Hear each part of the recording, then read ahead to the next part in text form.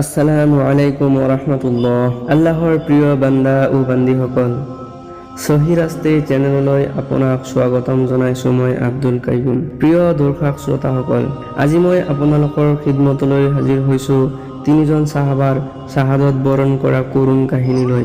সাহাবা তিনিজনৰ নাম হ'ল হজৰত আসিম ৰাদিয়াল্লাহু আনহু, হজৰত জয়দ আৰু হজৰত খুবাইব ৰাদিয়াল্লাহু আনহু।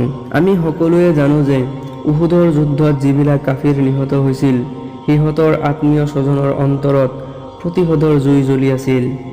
চুলাফাৰ দুটা সন্তান হজৰত আসিমৰ হাতত নিহত হৈছিল। সেইকাৰণে চুলাফাই প্ৰতিজ্ঞা কৰিছিল যে আসিমৰ মূৰটো মোৰ হাতলৈ আহিলে মই সেই লাও খোলাৰে মদ পান কৰিম।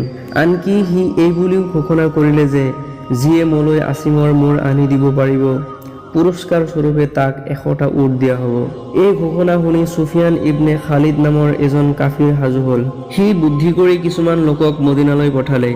সিহঁতে মদিনাত গৈ নিজকে মুছলমান বুলি কৈ হুজুৰ সাল্লাল্লাহু আলাইহি সাল্লামৰ ওচৰত তালিম আৰু তবলিগৰ বাবে কিছুমান মানুহক সিহঁতৰ অঞ্চললৈ পঠাবলৈ অনুৰোধ জনালে। বিশেষকৈ হজৰত আসিমক সিহঁতৰ লগত পঠোৱাৰ দৰখাস্ত কৰিলে। হুজুৰ পাক সাল্লাল্লাহু আলাইহি সাল্লামে সিহঁতৰ দৰখাস্ত অনুসৰি হজৰত আসিম সহ 6 জন নাইবা 10 জনৰ এটি জামাত সিহঁতৰ লগত পঠিয়াই দিয়ে। কিন্তু ৰাস্তাত মুছলমান বেশধাৰী সেই কাফিৰবিলাকে চাহাবাসকলৰ প্ৰতি বিশ্বাসঘাতকতা কৰে। ফলস্বৰূপে চাহাবাসকলে সিহঁতৰ লগত যুঁজিবলগীয়া বাধ্য হয়। কাফিৰবিলাকৰ সংখ্যা আছিল 200 জন আৰু চাহাবাসকল আছিল মাত্ৰ 6 জন বা 10 জন। এই যুদ্ধৰ শেষত হজৰত খুবাইব আৰু জয়দ বন্দী হয় আৰু আসিম সহ বাকী কেইজন চাহাবা শ্বহীদ হয়। শ্বহীদ হোৱাৰ আগমুহূৰ্তত আসিমে দোৱা কৰিছিল, হে আল্লাহ, মোৰ মূৰটো যিহেতু তোমাৰ ৰাস্তাত কটা গৈ আছে, গতিকে তুমি তাৰ হিফাজত কৰা।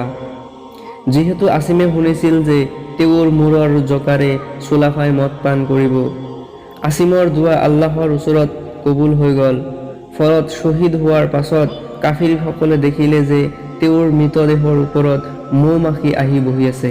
অন্য ৰিৱায়তত আহিছে তেওঁৰ মৰাশটো কদৱে আগুৰি ধৰিছে। কাফিৰহঁতে ভাবিলে ৰাতি এইবোৰ গুচি গ'লে সিহঁতে মূৰটো কাটি ল'ব পাৰিব।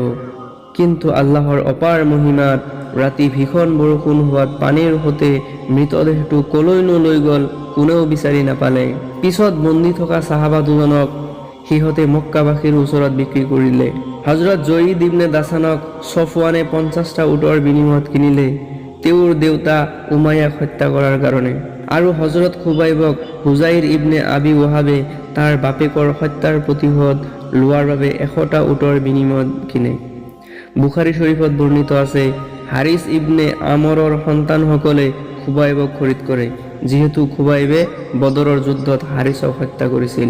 হজৰত জয়দক ছফৱানে লগে লগে এজন গোলামৰ জৰিয়তে হৰম শ্বৰীফৰ বাহিৰত হত্যা কৰিবৰ বাবে পঠালে। এই হত্যাকাণ্ডৰ তামাচা চাবলৈ হাজাৰ হাজাৰ মানুহ সমবেত হৈছিল। তাৰে এজন আবু সুফিয়ানো আছিল।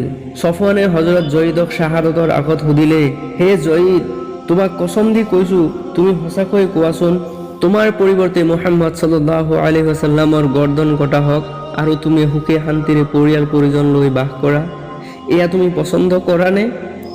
হজৰত জয়দে উত্তৰ দিলে, খোদাৰ কসম খাই মই কৈছো, হজৰত মুহাম্মদ সাল্লাল্লাহু আলাইহি ওয়াসাল্লাম য'তেই নাথাকক কিয়, তেখেতৰ ভৰিত এডাল কাঁইট বিদ্ধ হওক আৰু মই ঘৰত আৰামতেই বহি থাকিম, এয়া কেতিয়াও হ'ব নোৱাৰে। মই সহ্য কৰিব নোৱাৰো। কুৰাইশ বংশৰ মানুহে এই উত্তৰ শুনি আচৰিত হৈ গ'ল। আবু সুফিয়ানে কৈ উঠিল, মুহাম্মদ সাল্লাল্লাহু আলাইহি ওয়াসাল্লামৰ সংগীসকলে তেখেতক যিমান ভাল পায়, দুনিয়াৰ ক'তো তাৰ দৃষ্টান্ত আৰু মই দেখা নাই। শেষত জয়দক শ্বহীদ কৰি দিয়া হ'ল। হজৰত খুবাইব দীৰ্ঘদিনলৈকে বন্দী হৈ আছিল। হুজাইৰৰ দাসী যিজনীয়ে পিছত ইছলাম গ্ৰহণ কৰে, তেওঁ কয়, খুবাইব যেতিয়া আমাৰ বন্দী শিবিৰত আছিল, তেতিয়া মই এদিন দেখিলোঁ যে খুবাইবৰ হাতত মানুহৰ মূৰ পৰিমাণ ডাঙৰ এটি সতেজ আঙুৰৰ থোক। তাৰ পৰা সি আঙুৰ খাই আছে, অথচ সেই সময়ত মক্কাত আঙুৰ পোৱা নগৈছিল। অৱশেষত হজৰত খুবাইবক হৰম শ্বৰীফৰ বাহিৰলৈ লৈ যোৱা হ'ল আৰু ফাঁচীত উঠোৱাৰ আগতেই তেওঁক শেষ আকাংক্ষা কিবা আছেনে সোধা হ'ল। তেওঁ ক'লে, দুনিয়াৰ পৰা বিদায় হোৱাৰ সময় আৰু আপোন প্ৰভুৰ সৈতে সাক্ষাৎ কৰাৰ সময় যেতিয়া নিচেই ওচৰতে, গতিকে মোক 2 ৰাকাত নামাজ পঢ়িবলৈ দিয়া।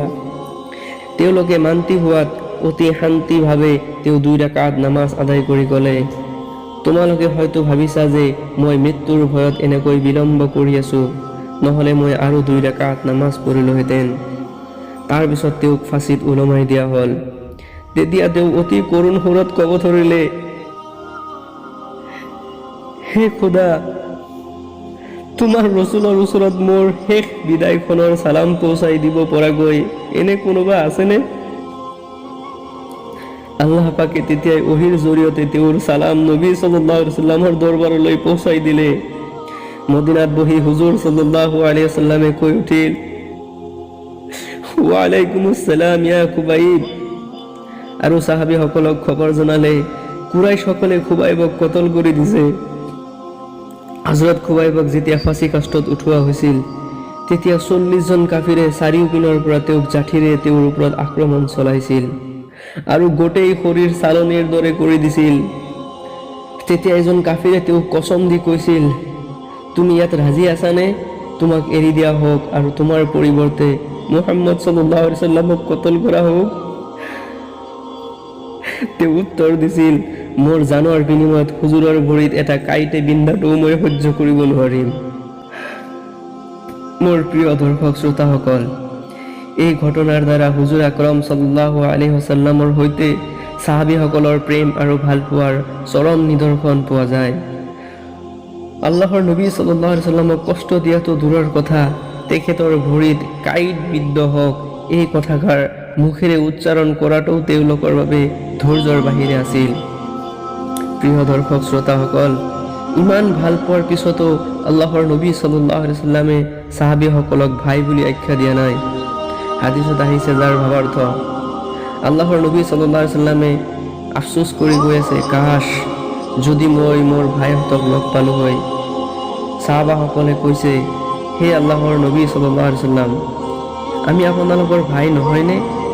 আল্লাহৰ নবী সাল্লাল্লাহু আলাইহি ওয়াসাল্লামে কৈছে, তোমালোকতো মোৰ সাহাবা হোৱা, মোৰ ভাই হৈছে সেইসকল যিসকলে মোক নেদেখি ইমান আনিছে। মোৰ বন্ধুসকল, আল্লাহৰ নবী সাল্লাল্লাহু আলাইহি ওয়াসাল্লামে আমাক ভাই বুলি আখ্যা দিছে।